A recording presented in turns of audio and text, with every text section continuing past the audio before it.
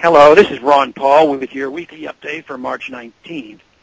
Imagine for a moment that somewhere in the middle of Texas there was a large foreign military base, say Chinese or Russian. Imagine that thousands of armed foreign troops were constantly patrolling American streets in military vehicles. Imagine they were here under the auspices of keeping us safe or promoting democracy or protecting their strategic interests.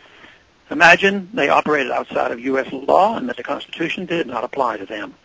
Imagine that every now and then they made mistakes or acted on bad information and accidentally killed or terrorized innocent Americans, including women and children, most of the time with little or no repercussions or consequences.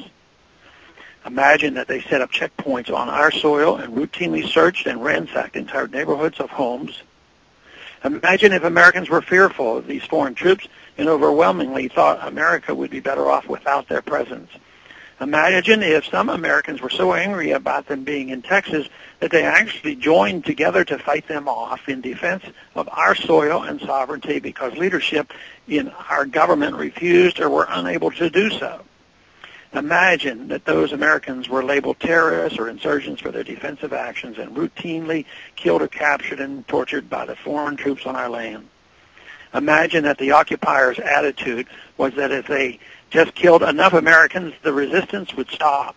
But instead, for every American killed, 10 more would take up arms against them, resulting in perpetual bloodshed. Imagine if most of the citizens of the foreign land also wanted these troops to return home. Imagine if they elected a leader who promised to bring them home and put an end to this horror.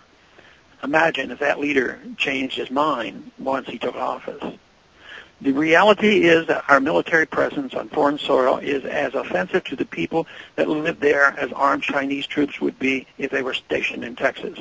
We would not stand for it here, but we have had a globe-straddling empire and a very intrusive foreign policy for decades that incites a lot of hatred and resentment toward us.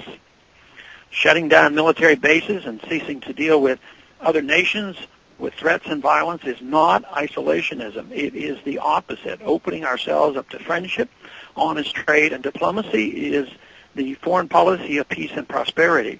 It is the only foreign policy that will not bankrupt us in the short order, as our current actions most definitely will.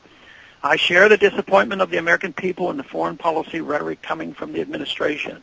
The sad thing is, our foreign policy will change eventually, as Rome's did, when all budgetary and monetary tricks to fund it are exhausted. Thanks for calling this update. A new update is placed on this number, 888-322-1414, every Monday morning. The written text, of which can be found on my website, www.house.gov/Paul, under the heading Texas Straight Talk. Thanks for calling.